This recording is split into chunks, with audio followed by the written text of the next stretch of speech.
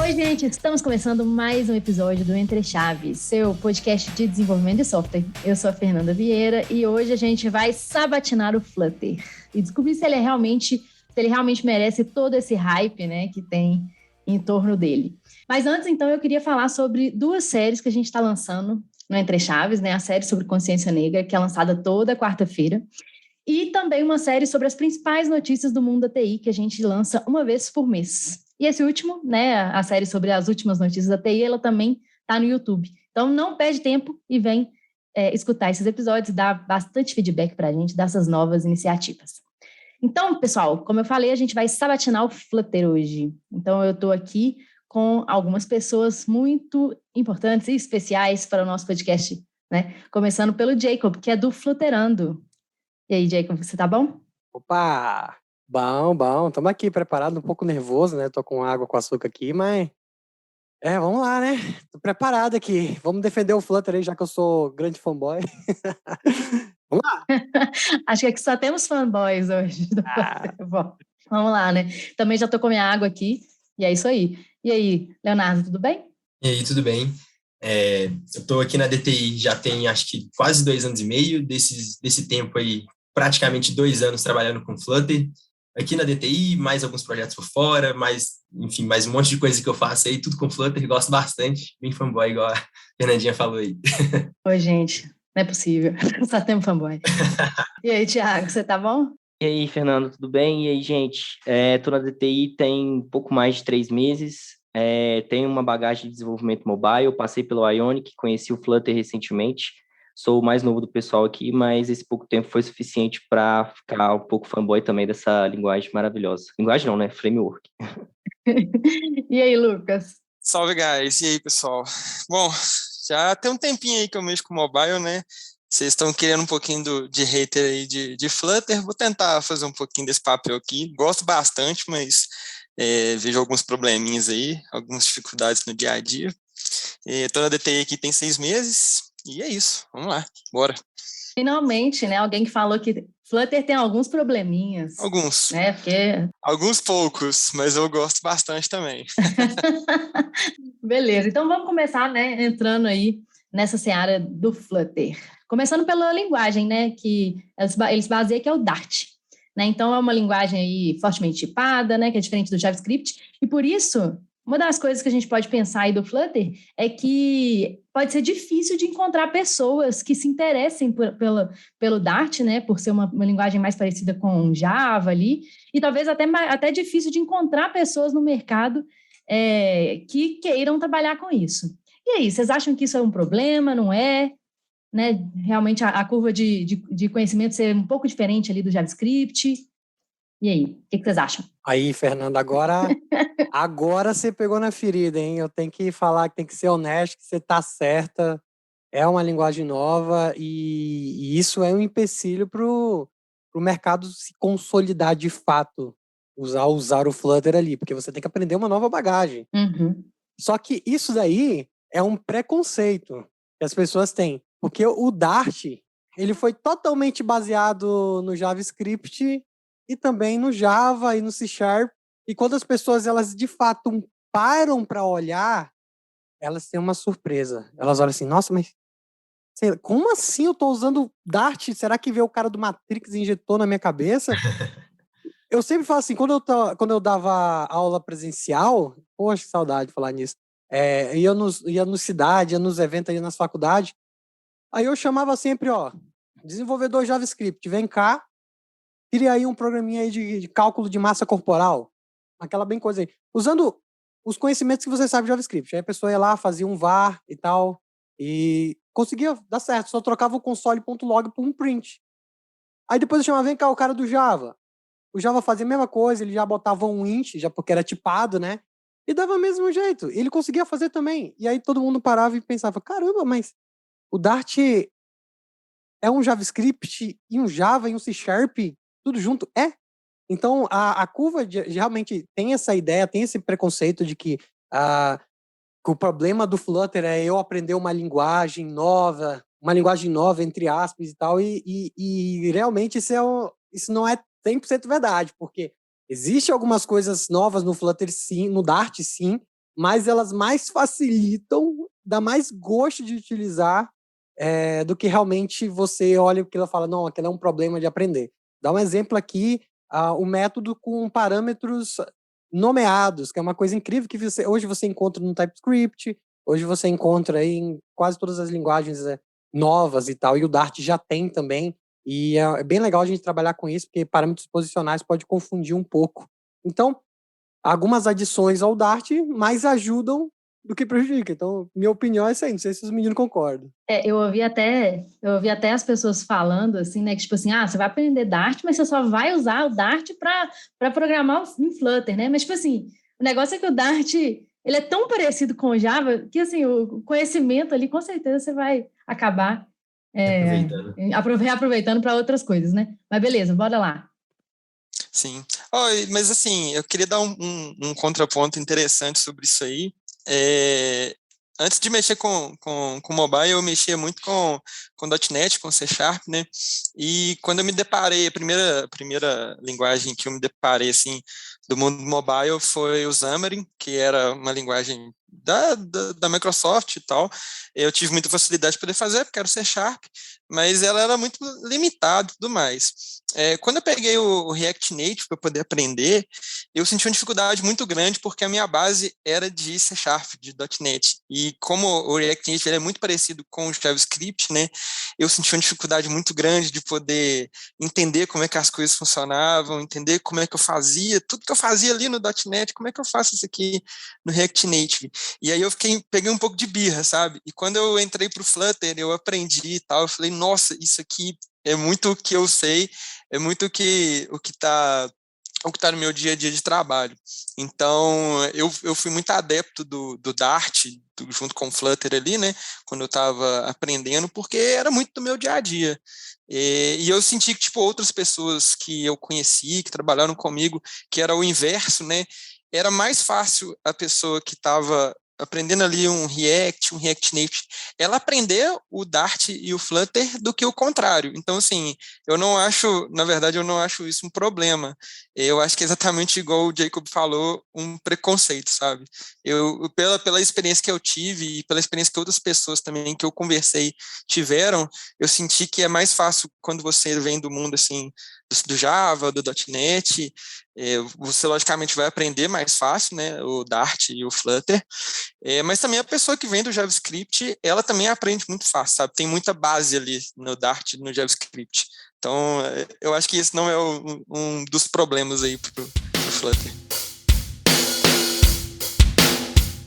Talvez é mais um preconceito mesmo, né? Como o Diego falou, assim, porque é isso, né? A galera do mobile vem normalmente, bom, eu acho, né, na minha míope visão aqui, vem mais uma galera do front, né, que aí já vem, às vezes tem mais experiência com JavaScript, né, com React, com Angular e tal, e acaba falando, beleza, o caminho normal, natural aqui é aprender o React Native, né, e não com uma linguagem mais parecida com talvez linguagens de back, né, não sei, o que vocês acham? Já que a Fernanda tá putucando o JavaScript, me sinto no direito de falar aqui também que tem muito essa questão da hegemonia do full stack, né? Que a galera ela quer aprender uma linguagem que ela vai poder reutilizar em outras coisas depois.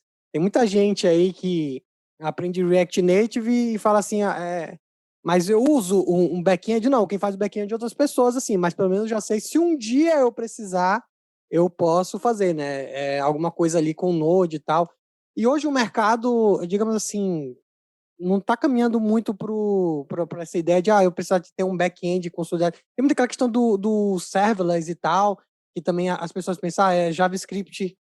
Mas o Dart, por exemplo, ele transpila para JavaScript. Então, se eu quiser escrever uma function em Dart e depois eu transpilar para JavaScript e subir e deixar tudo isso aí numa pipeline, eu não tenho trabalho nenhum. Aí, se eu quiser realmente ter aquela ideia de full stack, aquela ideia de usar uma linguagem para tudo, qual eu não concordo, nem um pouco ali, porque você tem que saber várias linguagens ali, você tem que entender qual caminho que outras linguagens utilizam ali, você tem que saber que, por exemplo, o Smalltalk era a melhor linguagem do passado que mais aplicava a orientação a objeto, e que seguido dela a gente tem o Ruby, né? Se você quiser aprender orientação a objeto de fato, você tem que estudar ali, e você aprende umas coisas em Go, e você aprende outras coisas aqui em outra linguagem que você até aproveita e joga no Dart, mesmo o Dart não sendo uma linguagem funcional, né? Você acaba colocando algumas coisas ali, e tudo isso, todo esse conhecimento vem mediante aprender outras linguagens. Uma pessoa perguntou, nossa, mas eu não acho nada para Dart sobre design pattern, sobre aquilo. Onde que você aprende? Justamente estudando que existe em outra linguagem. É universal. Design pattern, arquitetura é universal. Você não precisa ter conteúdo em Dart. Em qualquer outra linguagem é suficiente. Hoje as linguagens elas estão muito semelhantes. É muito simples. Não muda nada. Se você fizer um passe na tua mente assim, alterar um pouquinho de sintaxe ali, você pega o Dart, a tipagem é antes do nome da classe, no Kotlin ele é depois, você primeiro declara o nome, põe depois, tá tudo bem, você aprendeu uma diferença e pronto, você entende todo o código a partir dali, né? Então tem isso aí. Sem contar que sintaxe de código, né? Você tem ali um Google, né? Um Stack Overflow, que você não precisa. Não, é sério, assim. É sério, né? Assim, realmente, esse negócio de a gente ficar muito apegado à linguagem, a coisas, né? Não é o relevante. O relevante é você saber a lógica, você saber o design pattern, igual você falou. A linguagem mesmo, isso não é tão relevante. Um ponto legal também é que a comunidade tem crescido bastante também ali, tem a contribuição do Flutterando, que o Jacob está aí representando, tem outros canais também que distribuem conteúdo sobre Flutter, sobre Dart, que tem disseminado isso também, né? Então, assim, tem facilitado cada vez mais o acesso. Eu já trabalhei com pessoas, assim, lá na faculdade, com o projeto de empresa Júnior, salve aí para o convite Júnior, que a gente pegou um projeto em Flutter ali, um aplicativo que começou do zero, assim, as pessoas tinham entrado no curso, estava tipo no terceiro período, e pegou ali o Dart, o Flutter, e a gente conseguiu fazer um aplicativo, era um aplicativo bem simples, lógico, não tinha uma complexidade muito grande, e ali eu consegui juntar com o pessoal e a gente entregar alguma coisa de verdade, sabe, para o cliente, ali, em poucos meses. Então, assim, a curva de aprendizagem também é muito baixa, e o que facilita bastante para a gente poder encontrar profissionais no mercado. Assim, só ponto positivo. Não sei se é um ponto realmente que pesa, não. Então, não foi com essa que a gente conseguiu, né, criticar o Flutter. Mas bom continuar, então. Mas continuando falando um pouquinho, né, mais aí um pouquinho do Dart, bom, querendo ou não é uma linguagem tão madura quanto outras, né? E aí eu já vi, né, pessoas reclamando sobre coisas muito simples, por exemplo, sei lá, serialização de JSON ou autocomplete, que as coisas não funcionavam no Dart. E aí, hoje já melhorou? Como que tá isso? Vocês têm problema, né, com esse tipo de coisa dentro do Dart ou não? Dentro do Dart, eu vou te falar que é até complicado de falar que é dentro do Dart. Eu tive muita dificuldade, assim, com o IDE, sabe? Eu percebia que o VS Code, ele, por exemplo, a questão do autocomplete, né, que você falou. O VS Code, ele trabalha bem hoje com autocomplete. Um tempo atrás ele não funcionava tão bem, eu acho que demorava, às vezes, aí ele dá o autocomplete nas coisas. E o Android Studio, eu nunca tive tanta dificuldade com relação ao autocomplete, sabe? Então, isso não acho problema. Agora, com relação à serialização de JSON, isso aí eu passei um perrengue muito grande no começo, porque as únicas formas que eu achei, pelo menos, de serializar assim, é ele fazendo umas gerações de código, sabe? Você usando outros plugins, né, para você serializar, às vezes, sua classe e tal, você fazendo anotações nos seus atributos, e aí ele faz uma geração de uma outra classe que acaba ficando grande, ou coisa às vezes que você queria mudar um pouquinho, não consegue tanto, tem que fazer uma personalização ali do atributo. Então, com relação, por exemplo, a outras linguagens, eu acho que isso ainda é um pouco, não ruim, mas um pouco imaturo, sabe? Funciona bem, mas eu acho um pouco imaturo ainda por parte do Dart em si. Boa. Posso pontuar aqui então, fazer agora é minha vez, agora eu vou acabar com todo mundo aqui.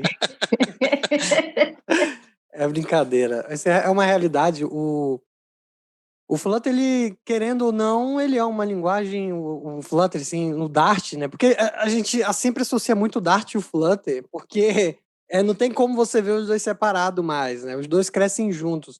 Mas ali, o Dart, ele é uma linguagem muito nova. Ele é de 2011 e realmente ele só veio pegar assim, que o pessoal realmente parou e vão fazer o negócio funcionar de fato em 2018. Então você vê ali que nós estamos aqui há 3 anos galgando uma melhoria e está incrível hoje e tudo mais, mas óbvio que tem muita coisa que precisa se melhorar comparado ao JavaScript ali, mesmo não sendo uma linguagem tipada, você percebe que o IntelliSense do VS Code, por exemplo, funciona muito melhor, isso é fato. Mas, assim, atrapalha no final? Não atrapalha muito, não.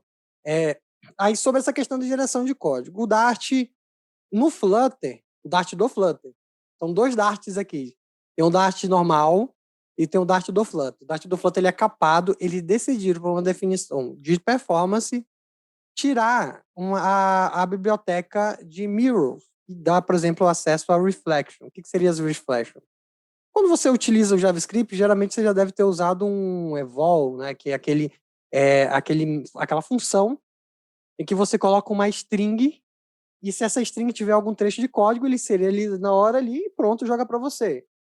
E o Dart removeu aquilo para justamente no compilável final ele não ter nada que seja interpretado em tempo de produção, em tempo de execução. E você consegue muito mais performance, e foi bem assertivo. Ao ponto que algumas coisas que o Dart está fazendo estão ditando o mercado. Não estou nem falando da estrutura declarativa, de você desenhar a tela com linguagem de programação, que a gente já está vendo aí de Jetpack Compose, Swift UI, MyUI ano que vem com C#, dentre outras ali. Mas a gente está vendo também muito nesse segmento aí de abandonar um pouco as máquinas virtuais que sobem junto quando você está utilizando ali uma linguagem dessa de um pouco mais alto nível. Por exemplo, você vai fazer uma coisa com Java, você tem que ter, para rodar na outra máquina, você tem que ter um JDK, né? Ali, um JDK não, pelo menos é o JVM, que é a máquina virtual do Java, para poder rodar o código que você fez em Java ali. E quando você sobe para o Android, você sobe ele mais limpo, porque o próprio Android já tem o Java dele instalado, no Java específico, para rodar as coisas ali. Então, o Flutter, ele removeu essa ideia aí do Dart, ele tirou essa parte de reflexão, então você não consegue trabalhar com dados, trabalhar com interpretação de algum código de programação em tempo de execução. Então, para isso, nos resta gerar o código em tempo de desenvolvimento. E isso pegou muitas pessoas de surpresa. Mas é uma outra tendência que está entrando no mercado. Você vê que agora também o C# está largando essa execução em tempo de essa VM, e também vai trabalhar com geração de código, igual o Flutter está trabalhando, porque viu-se que essa geração em tempo de desenvolvimento, ela deixa o código mais rápido, ela deixa o código muito melhor ali. Então, quando a gente fala óbvio que essa decisão, ela impacta diretamente no desenvolvimento de quem é acostumado, por exemplo, ter um parse de um JSON para um objeto muito mais rápido. Por exemplo, no Java você conseguia fazer isso com o JSON, né? O JSON, ele pegava toda aquela parte e fazia o passe. Normalmente você conseguiria fazer aquilo ali porque você tem as questões do evol, metaprogramação, né? E você declarar ali uma annotation e você ter alguma coisa para trabalhar com aquilo ali. Você não consegue sem geração de código. Porém, você tem o benefício de ter um código mais rápido ali. Então, é um trade-off. Foi colocado ali em questão, vai dificultar para o desenvolvedor, mas vai melhorar a performance no aplicativo ali, e você vê que é incrível. 120 FPS rodando, assim, assim, pau a pau com as melhores engines de jogos ali que a gente vê no mercado. Então, o Dart teve que fazer essa decisão difícil, e hoje a gente vê que as outras linguagens, os outros frameworks, aí, o .NET também está fazendo isso, vão entrar nessa onda de gerar o código em tempo de desenvolvimento e deixar de trabalhar com interpretação de código em tempo de execução. Falei pra caramba, meu, tomara que tenha entendido uma coisa. Deu pra entender tudo. Eu achei que você ia arregaçar o Dart, você foi, só falou coisa boa. Não, porque tudo é decisão de design, né? Claro. Então foi uma coisa que tá declarada ali, ó, a gente vai fazer isso, vai causar isso, mas é bom por conta disso. Então, tem essa questão. O build runner, às vezes, ele é criticado por conta disso, mas as pessoas têm que entender que ele foi pensado assim no design, tá certo, o uso dele é esse. Então agora depende da gente chamar em tempo de execução, e é bom que a gente consegue, ou em tempo de desenvolvimento, é bom que a gente vê os erros de geração de código, que esses códigos iam ser gerados em tempo em tempo de execução, Uhum. e você não ia ver um erro, você não ia conseguir depurar. Então, ou seja, você gera um código ali, um códigozão, que você não precisa entender aquele código gerado. Aquilo que ia ser gerado ia ser refletido na tua aplicação. Você vê aquilo, Isso. tem algum erro ali na hora, você consegue matar aquilo sem você ter problema. Até o debug fica difícil com o método de programação em Java, ali você vê isso também. Sim. Então a gente tem várias vantagens que são novas ali, porque é difícil você fazer programador querer ver código de erro no console, velho. Então não tem jeito. Mas tem essas vantagens. Eu acho que também fica um pouco até mais elegante, porque a maneira que eles encontraram de contornar esse método, né, da serialização é a gente escrever ali na unha os dois métodos from JSON e to JSON. E assim, na minha opinião, acho que fica mais elegante fazer dessa forma do que depender de, sei lá, uma biblioteca externa, um plugin externo para trabalhar com isso. Eu, pelo menos, acho que fica mais bonito fazer com esses dois métodos. Eu também faço assim. Eu até uso outros design patterns, por exemplo, o de adapter. Porque o que esse from JSON to JSON são? Eles são basicamente o adapter, o design pattern adapter, só que colocado dentro do model ali, que geralmente quando a pessoa tem um modelo, ele faz aquilo ali. Sim. Então, às vezes, separam essa parte que faz serialização, não tem realmente como automatizar. É isso que eu acho que o Lucas estava colocando e é real. É muito difícil automatizar, a não ser que seja por geração de código, e aí você também pode se colocar num limbo ali bem complicado. É um código gerado e ele pode passar, por exemplo, despercebido pela tua CI ali e pelo teu coverage. Então você vai ter um código ali que não vai estar testado, você não vai saber testar. Aí você vai ter que pedir para o teu DevOps fazer uma gambiarra para tirar aqueles arquivos que tem .ger ali, .dart, e tirar ele do projeto para não entrar no cálculo de coverage, que senão você vai ter um outro problema ali já na parte ali de DevOps, né? Mas tudo isso aí vai ser resolvido no futuro. Ao que parece, vai existir algum plugin mais robusto e vai fazer essa questão do build running por trás dos panos, sem você precisar fazer nada, e vai ter uma correção melhor do que era antes do build runner no passado e do que é hoje. A velocidade que ele faz as coisas, né, o nível de filtro que ele faz é muito superior. Então, realmente, o futuro vai melhorar isso pra gente. Não é algo que a gente pode contar agora, mas a gente tem que entender que era necessário. Esse negócio de gerar código é isso que você falou, né? É um trade-off mesmo, assim, né? Eu entendo, né? O negócio de, agora vamos melhorar a performance e depois a gente vê. Mas eu mesmo já ouvi também várias reclamações dessa geração de código do Flutter, mas igual você falou também, né? As coisas vão melhorando aí com o tempo, enfim. Só complementando aqui que o suporte do pessoal que está na parte de desenvolvimento ali do Flutter está muito ativo, assim, você vê os eventos de Flutter, o lançamento do Flutter 2.0, como é que foi, todo o suporte, as atualizações que eles fazem, você vê que está crescendo, sabe? Tipo, sim. E cada vez melhor para poder evitar esse tipo de problema e tornar o desenvolvimento mais agradável, e assim, que já é muito agradável, né?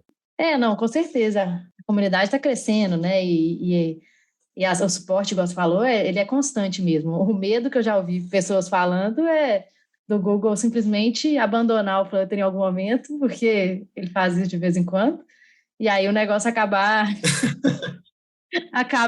ficando num limbo. Mas, né, acho que não é um negócio que vai acontecer por agora, né? Também acho que não. Não tem mais como acontecer no momento em que grandes empresas estão utilizando. Então, vamos supor, a Google, eu não quero mais trabalhar com isso aqui. A comunidade vai pegar e vai assumir, e vai ter uma outra empresa que vai assumir aquilo ali também. Não tem como mais. No momento que Nubank está utilizando, o iFood está utilizando, estou falando aqui do Brasil, né? Aí a gente vai lá para fora, a Alibaba, a própria Google utiliza nos produtos deles, os produtos deles, os principais, relacionados a vendas. Você tem o AdSense, o AdMob, tudo feito em Flutter. Você tem ali grandes empresas de carros ali também utilizando, outros bancos que estão fazendo aqui aplicativos em Flutter. Então, realmente tem muito essa questão de empresa comercial, empresas grandes utilizando, e isso torna impossível que o Flutter seja abandonado. Se o Flutter, por alguma burrice, fizer isso, o Flutter não, o Google fizer alguma burrice dessa, uma burrice enorme de abandonar o Flutter, outra empresa vai assumir, entendeu? Outra empresa vai assumir e vai pegar, vamos supor, o Google tira lá que faz criar um open source. O pessoal da DTI faz um fork e começa a manter aquele lá. Agora vai todo mundo comer na mão da... Flutter by DTI. Todo mundo comer na mão da DTI agora. E aí? É assim que funciona. Então, eles não vão abandonar, muito pelo contrário. Antes da pandemia aqui, ia se investir muito aqui no Brasil. Infelizmente, não aconteceu por conta da pandemia ali. Mas em eventos, a gente se desvirou com o que a gente pôde. A Google sempre ajudou aqui, para os outros eventos que ela tem feito ali, as coisas da própria comunidade, a Google ela lida bem. O próprio... A própria customização do Flutter, arrumar bug, ajeitar, melhorar ele, a Google ela tem uma equipe enorme ali trabalhando e eles já puxaram a equipe de outros setores e injetaram no Flutter ali para ajudar no Flutter Web, nas outras coisas ali, no próprio Dart. Então, eles estão investindo fundo nisso dali, já não há mais possibilidade dele dar para trás. Então, não tem mais aquele negócio de se o Flutter der errado, já acabou essa parte aí. Isso aí. Também acho. Mas até falando disso aí que você começou a falar, dos bugs e das equipes, né, que o Google tem mobilizado para trabalhar, eu vi, né, estava olhando no GitHub do Flutter, que existem mais de 9 mil issues abertas lá. Ah, e aí? Eu vi que eles priorizam, gente, a atuação desses bugs de acordo com a interação da comunidade, né? Se você vai lá, dá um joinha, se você comenta, sei lá, e aí você tem interação, eles corrigem, senão fica lá, seu bug eternamente nunca mais é corrigido. E aí, vocês já passaram por isso? Bugs que não foram corrigidos? Não, eu tenho que te explicar duas coisas. Essa daqui não tem nem por onde correr. Gente, entenda, open source é o quê? É um monte de ceramoninho que decidiu fazer parte do projeto. É disponível para qualquer pessoa fazer. A minha mãe, se ela abrir o computador e quiser fazer ali alguma coisa, ela faz. Não tem problema nenhum com relação a isso. O grande problema está ali. As issues são abertas às vezes. Não estou conseguindo colocar o text aqui e tal. Como é que eu faço? Não estou conseguindo instalar o Flutter aqui, como é que eu faço? Não são issues, assim, com o nome, não são problemas, entendeu, do Flutter ali. Óbvio que tem outros problemas ali, tem outro problema que eles passam por uma triagem e eles consertam. Alguns outros problemas ali sérios, eles são atendidos na hora. Então, a triagem é feita pela comunidade. Existem pessoas específicas, obviamente, que tagueiam ali, mas a própria comunidade faz essa triagem e podem fechar não podem, mas pode taguear ali como uma issue ali que é mais uma pergunta, pode dizer que isso não é um problema de verdade. Só que aí é que tá. Imagina só, você abre qualquer uma besteira dessa aqui lá no GitHub do Flutter e aí vem alguma coisa ali e fecha. Alguém vai lá e fecha porque viram que é inútil. O que as pessoas vão falar? As pessoas vão dizer, nossa, tá vendo só? Abrir lá uma issue e eles não fecham lá. Eles fecharam lá na hora ali. Eles estão com raiva de mim, tá vendo? Eles têm inveja de mim. Juro, vou contar uma história pra vocês aqui. Moleque foi lá, abriu uma issue e disse que ele tinha um problema com o sistema de navegação do Flutter. O sistema de navegação do Flutter estava acabado, estava cagado e ele sabia a correção. Ele chegou a fazer um pull request e a equipe do Flutter não o respondeu. Essa issue está aberta até hoje. Mas eu tô por dentro, eu sei o que aconteceu ali. A mudança não é nada, não existia nada. Aquilo tudo aconteceu ali porque ele queria ter algum atrito com o pessoal do Flutter, algum motivo para fazer qualquer coisa, inventou um problema, resolveu o problema que ele inventou, lançou um package e fez assim... Mentira. E fez aparecer lá. Então tem muita coisa ali acontecendo. Então eles não podem simplesmente fechar, isso abre um monte de coisa ali. Então, você tem 9 mil issues que não são 9 mil issues, entendeu? Muita da triagem ali não passa, a gente não tem 10% disso daí, entendeu? Mas isso só vê que pelo menos a interação da comunidade com o Flutter em tentar levantar algum erro, às vezes não é um erro, às vezes é alguma coisa séria, eles realmente levantam, eles realmente fazem as coisas ali. Então, não tem o que fazer. Nós temos que, de fato, olhar esse número aí e ignorá-lo. Ele não representa assim, que a equipe está não tá deixando de fazer. Tem muita coisa aqui que eles deixam aberto de propósito. Que isso, eu tô impressionada com o poder de defesa do Flutter do Jacob, até nos issues. Bora! Ele tá conseguindo defender mano. o Flutter. Tô impressionada. Garoto propaganda. Mas também não dá para ignorar também que recentemente assim, né, acho que no último ano aí, teve o lançamento do NuSafety. Então, muita lib teve que se adaptar para suportar o NuSafety. E aí tinha muita lib que não estava dando suporte para isso, por exemplo, e muita gente lá ia abria, né, reclamando, lib tal não está aceitando no safety, e aí tinha que esperar o autor da lib ter a boa vontade de migrar ela para o safety, e isso quando isso acontecia. Então, acho que isso pode ter impactado um pouco aí nesses 9.000 também. Eu tive problema com isso. Tinha uma lib, o famoso DIL, né, que eu acho que é uma das mais usadas aí para request, ele demorou muito para poder atualizar.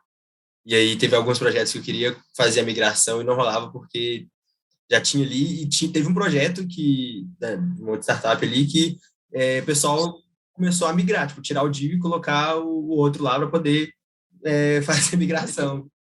Aí depois que migrou, deu eu lá, botando no GitHub, colocando o negócio, porque eu já tinha feito uma configuração mais avançada. Chegaram até a fazer um fork também. Chegaram a fazer fork. Se você procurar, você tem um DIL-HTTP, alguma coisa assim.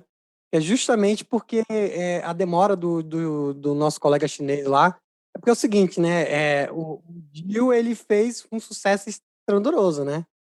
O cara, então, o chinesinho lá, ele foi contratado por um monte de empresa. Ele começou a pegar mais projetos que ele poderia fazer. E o DIL ficou um pouco de lado. Não só eles ali, né? Tem vários outros packages que foram deixados de lado pelos seus criadores por conta de falta de tempo, né? E aí era a comunidade para ajudar. Mas tem alguns problemas, por exemplo, de código, que impossibilitavam que a comunidade ajudava, falando especificamente do DIL.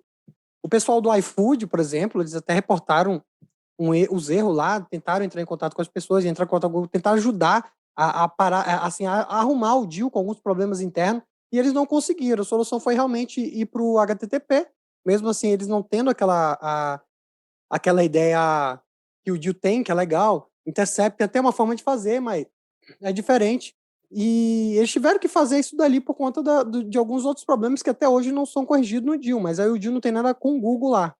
O ponto é que eu sempre falo para todo mundo, você vai usar algo externo, tem uma interface entre o teu código e o package, porque aí no momento, se você tiver um client HTTP service, uma interface, um contrato, no momento em que acontecer um negócio desse aí, principalmente essa troca do NuSafety, eu acho que não vai acontecer outra coisa grande como aconteceu aí desde essa troca do NuSafety. No momento que acontecer algo assim, eu tenho a possibilidade de eu trocar apenas essa camada aqui de client HTTP e pronto. Acabou o meu problema ali. Eu preciso fazer o quê? Eu preciso fazer um get, um post, um delete, um patch, um put. Então eu crio um contrato com todos esses métodos ali, implemento com algum cara ali, eu crio implementações, o sistema de gestão de dependência vai trocando, aí a inversão de controle e o tio Uncle Bob ali ajuda a gente.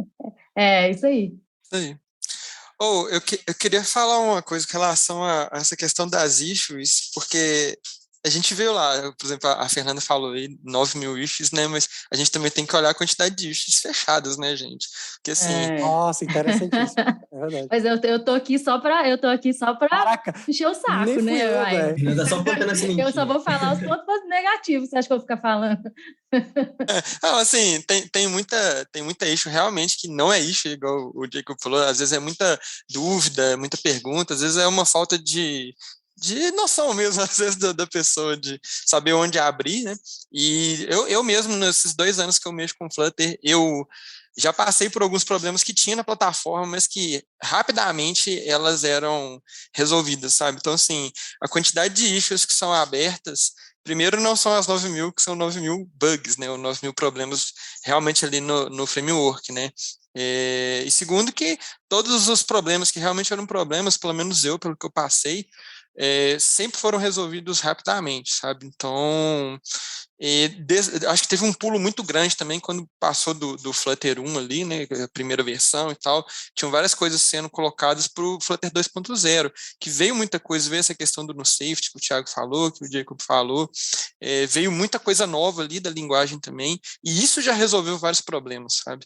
Então, se a gente pegar um recorte de 2 anos para trás, o gap é muito grande. E é a primeira linguagem que eu vejo que tem um gap tão grande assim, de resolver coisas, sabe, tão rapidamente.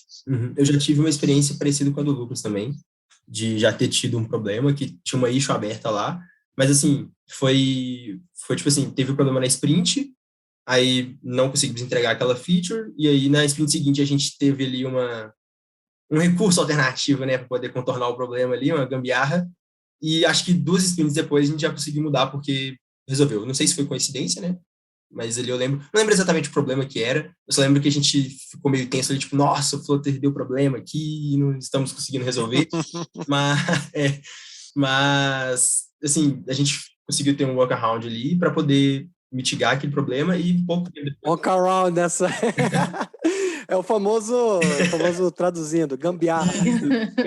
A famosa POG, Programação Orientada a Gambiarra. Exatamente, foi um recurso alternativo ali que a gente usou, mas que poucas sprints depois a gente tirou do código, né, ali, conseguimos mexer para poder ter a solução certa, sabe? Então, aparentemente, esse também não é um argumento que a gente pode usar para deixar de usar Flutter nos projetos. Mas pegando até um... eu tenho um argumento matador, mas eu falo no final. Nossa, então, gente, ouçam até o final para ouvir qual é o argumento desse jeito. É sério. Pior que tem um que é matador. É igual aqueles TikToks, né? Assim, calma, gente, para vocês verem a minha surpresa, ouçam até o final do vídeo, que eu tenho uma surpresa para vocês. Não, é pior. Ele fala assim, olha... Tenho 3 dicas, a terceira. Vejam só 5 dicas incríveis. 5 dicas incríveis e a quinta você não vai acreditar. O final é o melhor. Não, e ele coloca uma thumbnail da quinta, aparecendo assim, você vai ficar curioso. Então, estamos utilizando esse tipo de recurso aqui no podcast agora. Mas voltando nesse negócio das bibliotecas de terceiros, né? Acho que o Jacob falou um negócio muito importante, que é a gente utilizar não só no Flutter, né, mas em qualquer linguagem, quando a gente tem interação com outras coisas que a gente não controla, né, de fazer realmente uma interface, utilizar a injeção de dependência para esse tipo de coisa e segregar as coisas direitinho, né, fazendo uma arquitetura mais limpa, isso com certeza já ajuda a gente não ter tantos problemas com bibliotecas de terceiros. Mas vocês já tiveram algum outro problema? Porque eu vi também, né, que querendo ou não, existe muita biblioteca de terceiro que é utilizada, né? E querendo ou não, também, muitas não são tão maduras, muitas não são atualizadas, e às vezes a gente nem sabe quando elas vão ser atualizadas, né? E aí, como endereçar isso, né? Assim, como eu escolher uma biblioteca, como fazer esse tipo de coisa? Eu tenho que retificar o negócio ali. Sabe aqueles problemas todos com a navegação? Foi resolvido, a gente chama de Navigate 2.0 agora. E é bem legal. Participei de alguma parte do desenvolvimento também, então você vê o Navigate 2.0, tem um dedo meu lá também. Legal. Olha aí, tá vendo? Bacana demais. Falando sobre essa parte de escolher a biblioteca, né? Assim, igual o Lucas destacou, teve 2 anos dentro do Flutter ali, do Dart, da evolução, é muito tempo. Tipo, teve uma evolução grotesca aí nesse tempo. Mas quando a gente estava começando o projeto, lá em 2019, foi aqui da DTI, e a gente precisava de um recurso na autenticação do Azure que era específica ali. Eu não lembro exatamente o que era, mas era um recurso específico, e a lib que a gente tinha mapeado ali para poder utilizar não atendia. E aí acabou que a gente teve que fazer um fork de uma biblioteca para poder adicionar aquele recurso, e até hoje ela é usada no projeto. A gente foi meio que evoluindo ela, porque na época não tinha uma lib que proporcionava aquilo para a gente. E, inclusive, a lib que a gente estava cogitando usar, ela foi até, descontinuada, nem atualizou para o 2.0, ainda bem que a gente fez esse fork e começou a dar suporte para ela, e foi evoluindo. Mas, assim, hoje as coisas estão bem melhor, assim, igual eu falei, igual o Lucas destacou, a gente está levantando aqui que nesses 2 anos o Flutter evoluiu grotescamente, assim, não sei se essa palavra existe, mas ele evoluiu muito e melhorou as coisas demais. E hoje a gente ainda tem problemas com algumas bibliotecas, mas eu acho que é muito menor. Não sei se o Jacob vai concordar comigo aí, que as coisas estão muito bem caminhadas. Concordo. Não quero nem acrescentar muita coisa, não. Ótimo. Mas essas questões das bibliotecas, gente, esses 2 anos aumentou tanto o número de bibliotecas que eu acho que chega a ser até ruim, em certo momento, o tanto de biblioteca que tem para você fazer alguma coisa. Assim, eu sinto que eu vou procurar qualquer coisa lá no repositório, e eu acho 1 milhão de coisas, e cada um faz uma coisinha melhor do que a outra, ou é melhor do que a outra, aí eu fico, rapaz... Cara, Lucas, eu vi uma que eu usava parece que date só, porque date time, a biblioteca date time é muito grande. Então o package resolvia esse problema, você instanciava date só. Mano, é absurdo. É bizarro, velho, é bizarro isso. É bizarro. É o efeito JavaScript. Exatamente. É muito nisso, a galera quer ter número, então vai embora. Exatamente, tem de tudo, cara. Igual você falou, esse exemplo é perfeito, cara, porque é o mínimo, sabe? Tipo, porque uma biblioteca é muito grande, a outra é muito pequena, então eles fizeram uma coisa mais enxuta. Um nome. O nome. Você escreve date time, porra, você escreve ali 8 letras e você escreve date, é só 4, cara. Performance. Porra. Não, é só a palavra, meu Deus. Tem package pra isso, tem package pra um monte de coisa que você não tá entendendo, cara. É bizarro. Aí, gente, olha, já encontrei aí uma desvantagem, sinceramente. Como é que se escolhe as bibliotecas de acordo com isso aí? Não tem jeito, não. Não precisa. É isso que eu acho legal. O Flutter tem a curadoria dele lá, né? Que é o Flutter Favorite. Então, o que o desenvolvedor faz? Ele dá uma olhada na curadoria. Se ele é favorite e tal. E depois você vai procurando alguma outra coisa ali. Mas, de fato, popularidade às vezes vai embora. O grande ponto será que você precisa de um package para isso que você está fazendo? Eu sempre coloco um desafio para a galera. É assim, em vez de você procurar um package que faz um card com container vazio ali. Pega um container vazio, faz o card ali com ele ali, você vai ver que você vai conseguir. Aí o cara fala, consegui, vou fazer um package para isso. Aí vai embora. Exatamente. E é muito fácil subir package também, né? Aí estimula o pessoal. Qualquer coisinha vira package ali, muito fácil.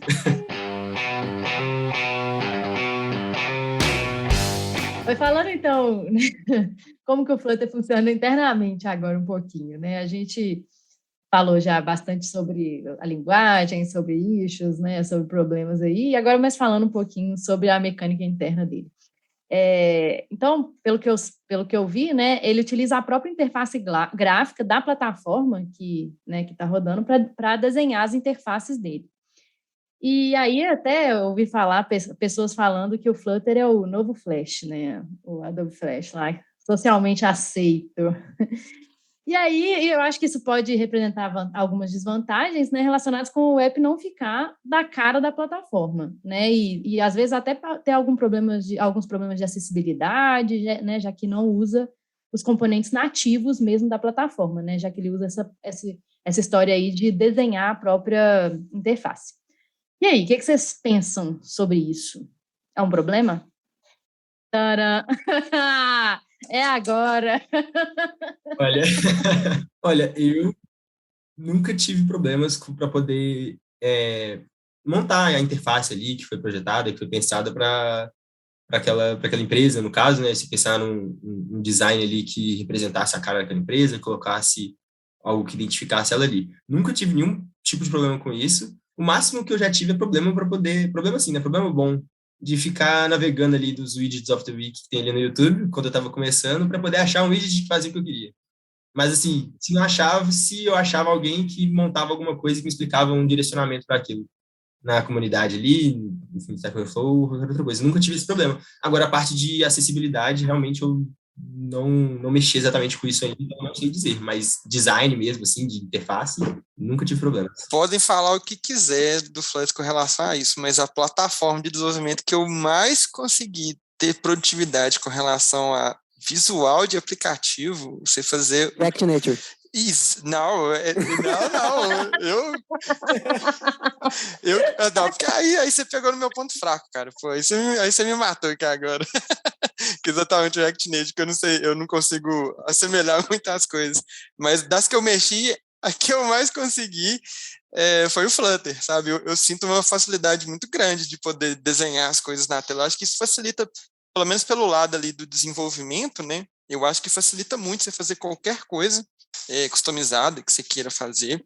E eu vi até com relação a isso aí, eu vi uma pessoa reclamando que ela não estava conseguindo implementar a questão do material, que ficava diferente com relação ao Android e o iOS, né, que ela queria fazer coisas diferentes. E assim, hoje eu tô participando do aplicativo aí, salve a galera do Lineup aí, do DTI, que a gente trabalha com temas diferentes no aplicativo, a gente está trabalhando com modo de acessibilidade e modo escuro, e a gente tem pouquíssimo problema com isso. Eu achei muito fácil de implementar, e é muito fácil de utilizar em todo o seu código. Então, assim, eu acho a produtividade disso incrível no Flutter. Olha só, a gente tem que entender o contexto, né, das coisas ali que aconteceu. Quando a gente entrou ali em 2010, a gente já tinha o Android e o iOS turuando ali, todo mundo querendo aplicativo e tal. Aí os caras falaram, nossa, mas vou ter que ter 2 desenvolvedores ali, vai ficar muito caro. Então eles pensaram, vamos pegar o que tem em comum em cada uma das plataformas e vamos desenvolver para aquele componente, para aquele widget ali que tem nos dois. Aí eles pegaram o WebView, que é o que existe nos dois, aí nasceu o Cordova, o PhoneGap, aí você já sabe para onde foi parar aquilo ali. A pessoa desenvolvia com HTML, JavaScript, jQuery, caraca, jQuery. Nossa, meu Deus, não me lembro disso jogava não. lá. Mexi muito com jQuery na vida. Pois é. E aí o que acontece? Fazia o site ali, olha, falei, já entreguei o ouro do Ionic, né? Fazia um site e subia ali pro WebView e fazia as coisas. Então, é óbvio que tinha muito mais coisa, conexão com câmera nativa, que fazia através por callback ali, comunicação direta do JavaScript pros nativos. Só que aí, ó, a gente tinha uma coisa em comum, então. Nascia-se ali o desenvolvimento cross-platform. Só que o tempo passou, naquela época, você tinha ali celular com 256 de memória RAM. Hoje a gente tem com 8 GB, beleza. Mas naquela época era complicado. Então, imagina a lerdeza que era. Então, passou-se o tempo, precisava de alguma solução melhor. O que era lento e que precisava ser componentizado?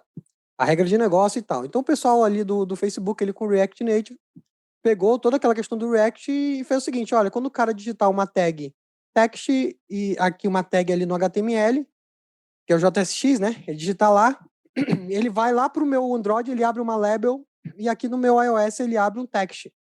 Então, eu desenho as duas nativamente ali. Então, eu tenho realmente a tela ali nativa e o que eu faço com o JavaScript? Eu passo para um interpretador, uma ponte, uma bridge, e lanço essa regra de negócio ali para o meu nativo. Beleza. Então, eu resolvi um problema de performance, conseguir animações e imagens ali nativas. Qual era o problema que eu tinha com isso? A regra de negócio ela não era nativa. Aí veio o pessoal do Zemani ali, né, com o Zemani, e falou, eu resolvo esse pepino. Pego o meu C#, compilo ele para binário e jogo ele com NDK no Android ali e eu tenho a regra de negócio nativa. Mas as views eu vou precisar desenhar uma por uma. Vou ter que abrir o Android Studio, desenhar uma ali, desenhar depois a com Xcode. Aí, beleza, depois de um tempo surgiu o Microsoft Form, né? Só que, pelo amor de Jesus Cristo, aquilo ali era mais feio. Nossa, era terrivelmente ruim, o Forms. Então, era ruim. Você estava vivendo num momento em que você precisava juntar os dois. Não havia alternativa. Para ser algo performático e ser cross-platform, realmente teria que criar aquele cara que foi... teria que voltar àquela ideia de 2010 e dizer assim, vamos precisar ter um embed comum. Só que esse embed vai ter que rodar o meu código Dart. Alguém já faz alguma coisa aqui, assim, desse jeito? Alguém já faz algo assim? Sim. As engines de jogos. As engines de jogos, elas já faziam isso exatamente dessa forma. Então, pegaram assim, as instruções em Dart, já tinha linguagem, fizeram eleger algo para desenhar na tela e escolheram o Skia, que também é uma engine de jogos.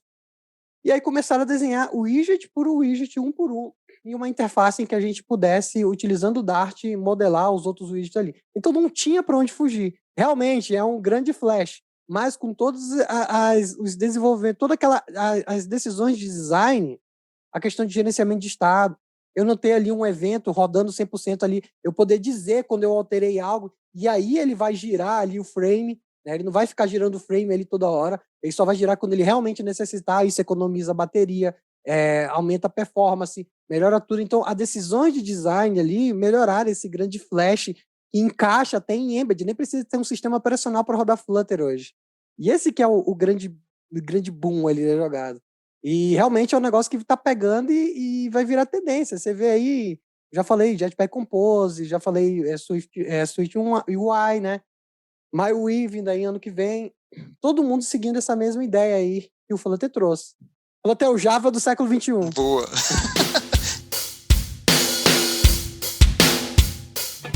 Eu queria fazer uma pergunta para esse cara. Eu queria que o cara tivesse aqui.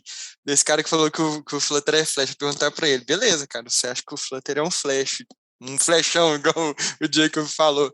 Mas esse Flash, ele roda tão bem e tão performático quanto seu código nativo. Então, assim, cara, independente, é um Flash, parabéns, cara, mas no final das contas roda tão bem quanto. Então, eu acho que é aquela questão, né, não depende do em que você está fazendo. Se é bom, eu acho que não tem problema, sabe?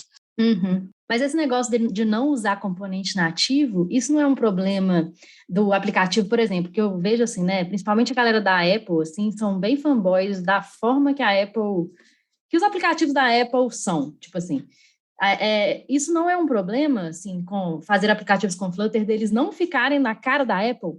Ora, eu não critico o gosto de ninguém. Tem pessoas que usam Apple, tem pessoas que gostam de Windows. Eu fico na minha. Todo mundo faz você gostar ali. Mas a real é que realmente tem essa questão, tem um guideline de design da Apple. E o Flutter está preparado para isso. Ele tem o Cupertino ali. Tá vindo aqui agora o Material 3, que é conhecido como Material U. Ano que vem tá chegando no Flutter também.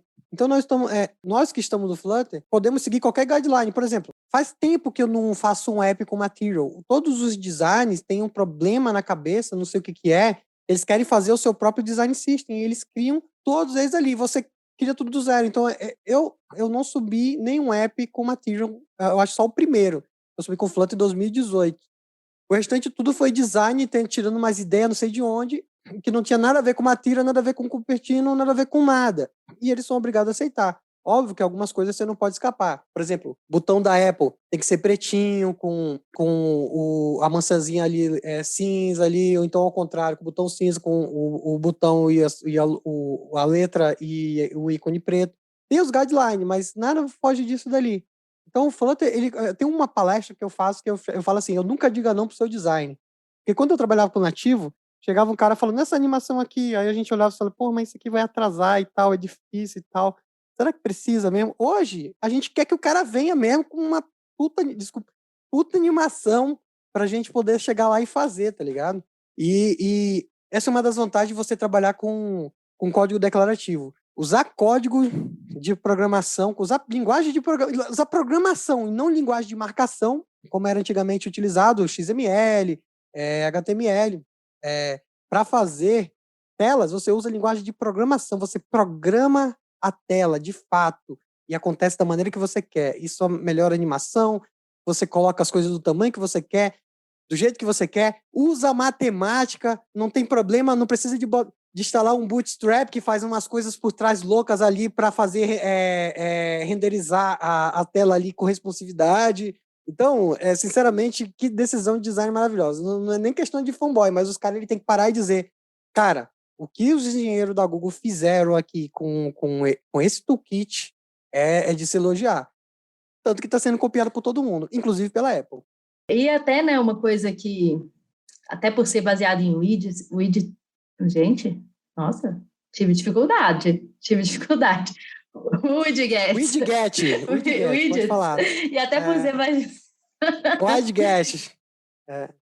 É uma pegada selvagem, tá ligado? Widget, tá ligado? Ai, meu Deus. É a piada do The Life Snake aqui ao vivo para vocês. Oh, meu Deus. Então, voltando, né? Até por ser baseado em widgets, uma coisa que acontece, né, com o Flutter também é que o tamanho do aplicativo é maior do que o aplicativo nativo. Beleza, isso é um problema? Porque hoje... Não é. Não é? Não é mesmo? Isso é uma lenda? Isso Não é lenda total. Não é. Lenda! Eu tenho que explicar, Vai lá. olha só. O Dart, ele ocupa 4 megas só do aplicativo ali, ó, a compilação do Dart e do Flutter ali. A gente tem uma lib 4 megas por aí, mais ou menos. Juntando com os assets, que são coisas externas, que isso eu acho que a gente não deve contar no APK, né? O APK, no fim, é um grande zip, né? Então, a gente não conta muitos assets ali. Você pode botar uma imagem ali de 1 mega e tudo aí, depende da pessoa. Mas, a gente tem que lembrar que quando a gente builda para produção, a gente tem que buildar para um monte de arquitetura diferente, ARM 64, x86, apesar de que você nunca usou um celular x86, existe, tá? Tem que dizer para vocês que existe. Isso deu um trabalho no passado, quem é do nativo aí sabe, o x86 lá com aquele Asus Zenfone 2, puto, meu Deus do céu, velho. Era terrível. Então ele builda para tudo isso dali e ele empacota tudo num grande APK. O ponto que isso é corrigido quando a gente usa um Apple Bundle da vida. E a gente sobe o Apple Bundle e você vai baixar ali na loja uns 15 megas, uns 10 megas, que obviamente é maior do que um app nativo que chega ali uns 5 mega e tá tudo bem com relação a isso aí, né? Mas assim, a gente tem ali 15 mega para 5. Eu acho que tá bom. Eu não acho grande, né? O problema é que o jogo da obra vai dar 40 mega e você pensa, 40 mega, meu Deus do céu, o meu usuário não vai conseguir encaixar nos 256 GB dele 40 mega, mas nem entendeu? É 15. Talvez isso não é um problema mais mesmo, né? Assim, porque antes era um problema que você tinha pouquíssimo espaço no aplicativo, no celular, né? Hoje, talvez isso não seja um problema, né? Não, agora desculpa a piada infame, mas o Pocophone tem 512 GB. Desculpa aí, foi mal, gente. Sobre isso, eu queria levantar um ponto aqui também. Acho que eu vou puxar o lado ali do contra agora. Tem alguns aplicativos, eu não sei qual que é índice de uso, por exemplo, o Facebook Lite, WhatsApp Lite, não sei se existe, Instagram Lite, é tipo como se fossem uns aplicativos feitos para serem mais leves e rodarem nos celulares mais fraquinhos, né? Eu estava dando uma olhada, eu vi que o Facebook Lite, ele tem 1.6 mega. E aí, assim, dependendo, acho que se for Flutter, no caso, não se encaixaria. Ou teria alguma forma de alcançar isso, Jacob? Tem algumas estratégias que nós podemos utilizar, mas eu acho que com o Flutter a gente está no limite. As coisas externas ali, os APK, principalmente quando você está utilizando uma biblioteca de QR Code. Vamos supor, que ele entrega, tem muitas coisas ali que acaba pesando, porque tem que ter um treinamento ali para poder entender. Então é muito difícil a gente diminuir essa questão ali. Então, se realmente isso for um problema, esse aí vai ser não aceito fazer aplicativo com mais de 5 MB, então o Flutter não é para você. Realmente vai pesar.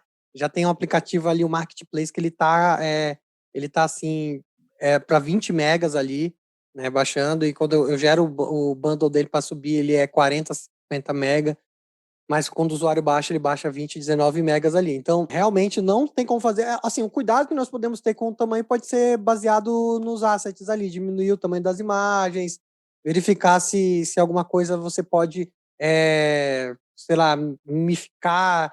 Não tem muito o que fazer, entendeu? Estamos já escovando bit, assim, para celulares que tem, tipo assim, já é mais rápido que o meu computador, mas tudo bem, a gente tem que pensar nisso também, mas é muito difícil chegar para algo que seja tipo como é que é aquele que roda com um Electron da vida, que você baixa o aplicativo a 150 mega, tá ligado? Não chega a isso. Sim. Então, para esse tipo específico de aplicativo, realmente... não rola. Mas, gente, mas vamos pensar assim, de, sei lá, um ano para cá, vamos pôr assim, uns 3 anos para cá. A minha mãe, por exemplo, ela tinha um telefone muito ruim, mas um telefone péssimo dos péssimos. Sei lá, tinha 1 GB de RAM, se tivesse, sei lá, 40 GB era muito, sabe? Se tivesse 20, acho que era muito de armazenamento. Então, eu acho que um tempo atrás, eu acho que faria sentido essa pergunta, sabe? Eu acho que antigamente realmente as pessoas estavam preocupadas sim no tamanho do aplicativo, bem dividido, era bem dividido nessa questão de celulares, as pessoas, tinha muita gente que tinha celulares melhores, mas tinha muita gente também que tinha celulares muito ruins, mas se a gente for pegar uma média hoje, né, do que a gente tem hoje, dos usuários, né, de celular, a grande maioria dos celulares, eles já comportam bastante memória. Às vezes eles não comportam tanto memória RAM, eles não têm uma câmera muito boa, que eu acho que é o que manda muito hoje no mercado de celular, mas eles já têm um armazenamento bom, sabe? Então eu acho que isso não é tanto uma justificativa mais no 2021, sabe? Eu acho que se a gente fosse discutir isso em 2019, até em 2020, assim, no comecinho, acho que poderia ser uma coisa que talvez a gente teria que levar em consideração. Mas acho que hoje em dia é uma coisa que, cara, difícil de justificar por causa disso. Eu tenho um PCzão aqui, um PCzão caríssimo, dá 68 no Geekbench, aí aparece a Apple, tá 68 mil no Geekbench de pontuação. Parece a Apple dá 80 mil dela e é um troço finíssimo. Então, assim, eu acho que o ponto é só energético. Eles não podem colocar algo mais rápido, porque vai diminuir a bateria e vai ficar terrível, né? A gente tem o Epic da AMD, o processador que tem mais de 100 núcleos, entendeu? Então, meio que hoje a gente tem celular, o meu celular tem 8 núcleos ali, e não tá fugindo tem 8 GB de RAM, e vai embora. Então, realmente, a corrida agora é energética, mas de processamento a gente já venceu essa etapa. Né? É aquela, como é que chama? Lei de Moore, que a cada 10 anos a capacidade vai aumentando bastante. Então, acho que isso aí já deixou de ser problema tem um tempinho já. Precisamos focar em bateria, viu, Apple? Falando pra você, viu? Eu tô tentando, né? Eu tô tentando achar argumento, gente. Vocês têm que compreender aqui o meu papel. Quando tiver no final, você avisa que eu tenho um aqui que vai matar. Nossa. Todo mundo aqui. Tá chegando, gente. Fiquem até o final. Mas falando ainda sobre widgets, né? Uma coisa que me intriga... Você não vai acreditar. Uma coisa que me intriga no Flutter é esse negócio do stateless, das widgets stateless e stateful. E sendo que, né, as widgets com estado, elas ainda dependem de uma segunda classe chamada state. E aí? Por que faz muito juiz ao nome, né? Sim, tudo bem, intuitivo. Mas por que precisa de classe para endereçar isso? Por que não é propriedade? Por que existe esses dois tipos? Isso não é confuso? Não é meio esquisito, meio bobo? Apareceu uma pergunta assim, uma vez, e aí eu mostrei para a pessoa, você quer dar um set state no stateless? Tem como. Eu fiz um vídeo lá no canal, tem lá, ó, dando set state no stateless. Você consegue. Pode assistir lá com a galera. Você consegue. O ponto é o seguinte, é exatamente a questão da semântica. Se eu tenho um stateful widget ali, eu tenho um widget que ele tem um estado, esse estado, ele é totalmente fora do meu elemento. E no Flutter a gente tem 3 tipos de árvore. A árvore de widget, que são só instruções. A de elemento, que por si só são basicamente tudo o que as instruções geram. E aí você tem basicamente a árvore de renderização, que é o que você está vendo. Então, óbvio que existe muito mais árvore, mas para ficar bem entendível, você pensa muito nessas 3. Quando a gente fala de stateless, a gente temos uma ideia que ele vai pular essa etapa de renderização parcial e vamos passar diretamente para a criação do elemento. Então, eu basicamente tenho uma forma mais direta para entregar um elemento, para ele entregar para o render e ele mostrar para o meu usuário ali. Isso parece que ele é um sugar code, né, para o stateful, parece que o stateless ele é menos código que o stateful, mas o stateful também ele tem só 2 classes ali. Quando você faz um stateful, ele pede para você passar uma classe que estenda de state. E quando você tem esse objeto state, você tem um controle. Você abre um nibo aqui, você abre ali um parêntese entre a minha árvore de widget, minha árvore de elementos, e aqui eu tenho uma possibilidade de alterar apenas aquele carinha, apenas aquela parte ali que vai virar o meu elemento. Então, realmente precisa que seja um outro objeto. Mas, até falando para uma pessoa, às vezes, que incomoda, cria um stateful e stateless e você pode componentizar. Você componentiza aquilo e transforma em um state da vida ali. não tem problema nenhum. Quem trabalha com provider, por exemplo, não tem muito esse problema, porque você pode pegar um context.wat e pronto, ele faz aquela mesma ideia que eu explico no vídeo de dar um set state no stateless, aí você não tem aquela preocupação. Só que lembra que o estado ele traz algumas outras coisas também, como o ciclo de vida. E o ciclo de vida que é importante também de estar separado, né? Então, fugindo da verbosidade, às vezes as pessoas podem entrar em um problema de semântica. Então, para a leitura do código ficaria muito ruim. É até uma coisa que eu critiquei no Jetpack Compose, que ele tem essa ideia de eu entregar o estado como uma propriedade. E, assim, eu acho problemático até para mocks e tal, problemáticos para alguns usos ali e tal. O Flutter, ele toma o cuidado de entregar o elemento apenas aquilo que você pode utilizar, que é o context. O context, de fato, ele é o elemento. Você pode fazer tudo com o elemento ali. Se você fizer ali um as, se você fizer um cache. Mas tudo isso é semanticamente errado.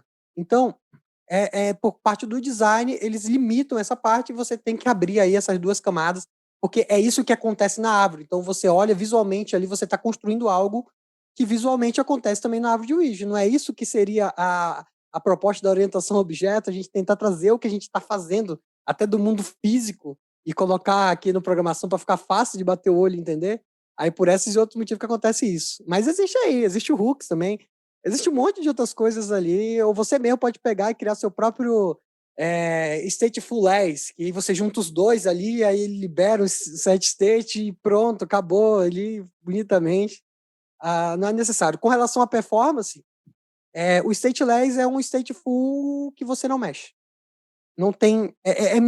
É você dizer, um é 0,0002% mais rápido que o outro, que tipo, não vai influenciar em nada no final. Tudo vai virar elemento e não vai ter problema nenhum. A única diferença do stateless é que a solicitação para buildar novamente vai ficar disponível para você fazer ali na tua classe state. Gente, eu queria falar um pouco do Flutter Web, mas acho que vai ter que ficar como tema de um próximo episódio. Boa. E agora chegamos ao momento mais esperado desse podcast, que é a hora que o Jacob vai falar o seu argumento matador contra o Flutter. Fala aí. Apesar de que tem muitos bancos utilizando o Flutter, existe um problema muito sério o qual eles não conseguiram resolver e eles estão tentando resolver e ainda não se sabe como vai fazer. Muitos de vocês aí já devem conhecer aí o JFrog, os antigos. Eu acho que os mais novos conhecem como Artifactory. E basicamente você também tem o GitHub Action e tal, em que você cria o teu repositório, onde você sobe para lá os teus packages e você consome numa intranet ali com a segurança e tudo mais. Os packages, eles não são seguros nesse sentido, eles não são nem mimificados. Você consegue abrir o package e ver tudo dentro dele. Se tiver alguma coisa em package, você pode roubar a regra de negócio ali. Eles só são de fato buildados na tua aplicação, mas esse tráfego você não pega. E se você quiser fazer um JFrog e tudo mais, você não tem uma ajuda na criação de packages. Então, se você quiser criar um package pago, por exemplo, um package que faça uma coisa específica, e ele seja pago, não tem problema, quer dizer, não tem solução se você quiser realmente mimificar esse código, se você quiser obfuscar esse código, deixar ele compilado, a pessoa vai baixar o teu package, ela pode entrar dentro do teu package, ela vai ver até identado o teu código, exatamente do jeito que está ali, entendeu? Até o pub-spec modificado, você não tem segurança alguma na parte de package, isso daí é muito ruim, você não consegue subir para um dia, você até consegue subir como customizado, mas você sobe para lá um zip, que no caso você sobe um cara compactado e você desce um cara compactado e abre teu projeto ali, você não tem segurança nenhuma. Então, basicamente, isso aí é muito chato para quem trabalha com banco, então você tem que fazer umas outras coisas, tem que trabalhar com monorepo para fugir, você não consegue fugir disso, e isso aí é muito complicado. Se você realmente tem um negócio que você quer, um negócio de avião, o fulano vai fazer lá, e ele vai ter que me entregar só esse código compilado ali, eu não posso nem ver o que está acontecendo aqui dentro, eu sinto muito, não faz. Esse código, esse package vai vir para você, você vai abrir, você vai ver tudo dentro dele, e é uma falha de segurança muito ruim, e isso daí para mim é uma das piores coisas que tem no Flutter ali, não sei o que vocês acham, mas para mim é muito broxante. Isso realmente é uma coisa bem crítica, né? Acho que é uma das mais críticas aí. O dia que eu falou que ele ia chegar matando, matou mesmo. Porque eu acho que dá para contornar algumas coisas com relação a isso, porque acho que a grande maioria das regras de negócio, elas nem sempre elas ficam no próprio aplicativo, né? Se a gente estiver falando só de Flutter para mobile, né? As regras nem sempre ficam no aplicativo, normalmente elas ficam no serviço, que ele provavelmente vai estar em outra linguagem, ou não, pode também estar em Flutteridade, mas falando aí que a gente está pensando, né, em utilizar o Flutter para web, Flutter até para back-end aí, então isso eu acho que realmente é um dos pontos bem ruins do Flutter. Espero que futuramente e rapidamente eles resolvam isso. Então como é que esses caras usam? Nubank, outra coisa? BFF. BFF, BFF, não tem por onde correr.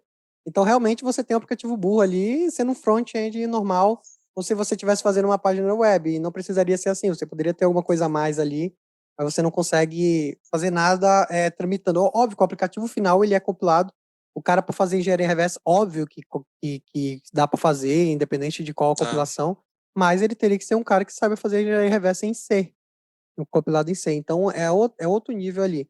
Beleza, mas em packages eles não são compilados, isso é um problema. Show? Deixei sem palavras aí? Gente, assim, resumindo, passei esse episódio inteiro tentando sabatinar o Flutter e falhei miseravelmente, né? Tentando achar desvantagens do Flutter. E o Jacob, no final, deu aí um argumento matador, né, de problema, aí, um probleminha, um problemão do Flutter aí, principalmente quando é utilizado aí por bancos, né, de segurança. Problemão. E realmente aí tem que utilizar outras estruturas, como, por exemplo, um BFF, como ele falou. Bom, gente, muito, muito massa esse papo, muito obrigada, foi incrível. E é isso aí. Valeu! Eu adorei também, gente. Obrigado. É incrível. Valeu, gente. Valeu, gente. Obrigado. Valeu, gente. Foi ótimo. Até mais.